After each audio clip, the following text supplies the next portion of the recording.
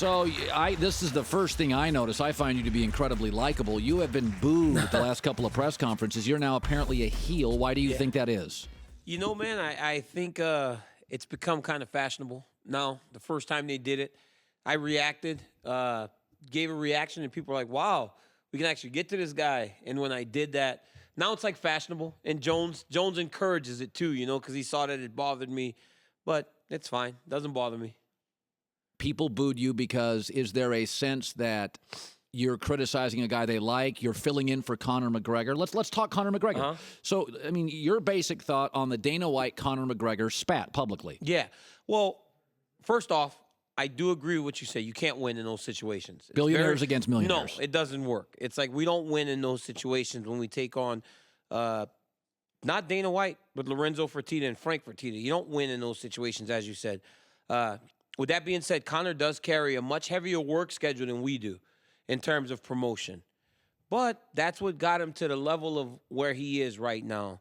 So I guess I kind of see both sides. I see the UFC saying, this is our big show. This is the biggest show we've ever had. We need you to do your thing. But I also can see Conor saying, look, I lost to this guy before. And if I lose to him again, my career is not the same. It's not the same. So I get it from both sides. Yeah, let me defend Conor McGregor here. He's saying, listen, I'm not going to compromise my prep anymore. I did for you guys last time I lost the fight. There's part of me as somebody who kind of performs every day that, well, I know that one of the things the only thing I've really ever complained about to any company I've ever worked for, don't screw my prep up. I need 2 hours to prep. Don't get in my way. So could I say that Dana White's not being flexible enough? Well, I mean, I think because of what he's done before, if anyone was going to get leeway and some leniency, you would think it was Conor because of the numbers that he's done.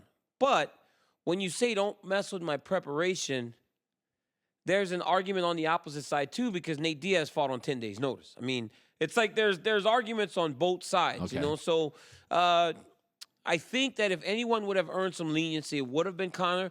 I just think the show, UFC 200, is too big for him to take that time away. Jon Bones Jones said he's going to annihilate you. Yeah. He has beaten you before. There was a time about 18 months ago, maybe, and my timeline may be off, where I thought he was going to be Tyson. I thought he was and I wasn't at this company at the time. I thought he had a Tyson quality where he was scaring other fighters. He was so intimidating. Is he the best fighter you've ever fought? Yeah, because I've lost to him. If I lose to a guy, for a guy to beat me, I respect him immensely, his talent. He's a great fighter. But to say he's going to annihilate me it's insanity. I mean, he didn't annihilate me the first time. He didn't annihilate Ovince St. Preux. So to think he's going to annihilate me and just dominate me in a way that no one really has ever done is kind of crazy to me a little bit. I met him and I liked him. I met him 2 years ago and I liked him. I thought he was funny and I thought he was smart. What do you make of what's happened a little bit to his life? Man, I think honestly a lot of that stuff, this is all fact. He brought it upon himself. All that things that he has been through, that was all inflicted. So for him, he seems to be doing the right thing. I don't know. I don't see Jon day to day, but when I see him in public, he's still carrying the same type of persona that he had before whenever there were a lot of things going on in the dark. So, Colin, honestly, man, it's a hard question to answer because I really don't care. I don't care all that much about, what's going on in his life, honestly. July 9th, T-Mobile Arena in Vegas, UFC 200, Jon Bones Jones and Daniel Cormier. And Daniel now joining us here in the herd. I want to go back to Conor McGregor. And, it's interesting because I'm getting a lot of hate mail and a lot of pushback. He's got a very loyal fan base. That's one thing that you can expect. And honestly, I think a lot of that played into the initial booing at that first press conference. Because you were replacing him. Nate Diaz. I was saying Nate Diaz was going to beat him before the fight on UFC Tonight Wednesday, and then the press conference was Friday. I did it USA Today. I was on your show that week, and I said I take Nate Diaz.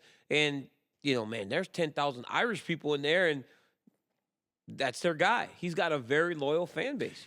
When you look at Conor McGregor and you look at his talent, you look at his flash, you look at his ego, and you look at this recent spat with Dana White, do you believe it's possible Conor McGregor, like Jon Bones Jones, that maybe he may get in his own way and we could be seeing the end of his career? We've never, no. There's a difference. You know, the things that we're dealing with McGregor, they're much different than what we're dealing with Jones. When we were dealing with Jones, it was stuff like drugs and alcohol, stuff with vehicles where he was crashing, doing. Conor doesn't do stuff like that. What Conor's doing is Conor's literally just trying to make the most money that he could ever make possible. Is he a money guy? Is that what he's at? McGregor, he's after the money. He likes to compete. He loves to fight. But it's always about the dollar with McGregor. Okay, let me ask Kristine. You're shaking your head. What does that mean? I actually heard some stories about him this weekend from somebody who had worked with him on a project that he is so very much into the money that he sometimes says some things and does some things that are not great.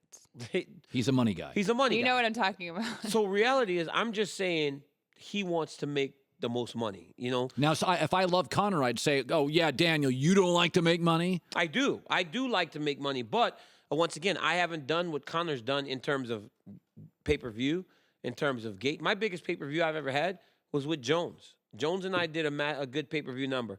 But even that pay-per-view number, which was huge, still paled in comparison to some of the numbers that Conor has done. What if you were Dana White? Let me put you in Dana White's shoes. What would you do with Conor McGregor? Honestly, man, I think I would have to take this stance. Because at the end of the day, no one can become too big for the company. Right. Otherwise, you get into boxing, where now the fighters are promoting the fights, which that may not be a bad thing, you know, if you have a guy that can actually sell like Conor McGregor. When do you really batten down the hatches for fighting and like just eat kale all day? Like when does that happen? Well, right now I'm just kind of, I had to take one more week of recovery from when I got hurt. Now I'm actually able to start training again. I'm running, starting to move light into getting started. And then 8 weeks from the fight, I'm just going to buckle down. No more TV, no more anything. I just go into camp 8 weeks and I prepare. How much sex can you have? No, I'm asking the question. What's sex?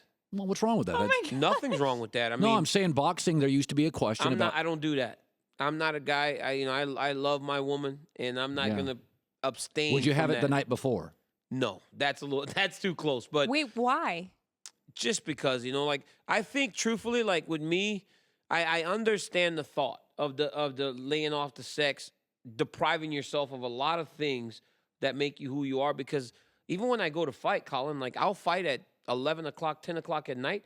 I eat at like 4 in the afternoon, and I'm like, I'm not eating anything else because by the time I go there, I want to be starving because I want to feel like I'm fighting for life. Yeah. You know, it's like, and you deprive yourself of some of those things that makes you angrier. It makes you angrier. Yeah. You're I get very angry if I don't. I want to get through this fight so I can go back and be with my woman. So depriving yourself of sex makes you angry. Well, I think all guys. I think all guys. All guys, they get angry. And also, like, all that stuff, the food, all that. It's like when it brings out this primal instinct in you when you take those things away from you. How long must you abstain for before you go 45 fight? minutes for me. If I don't, I'm just furious. Couple days, and you're really. A couple of days. So you can imagine some of those boxers would stop a month before. Those guys are going crazy by the time they get to the ring. Their poor girlfriend. Yeah.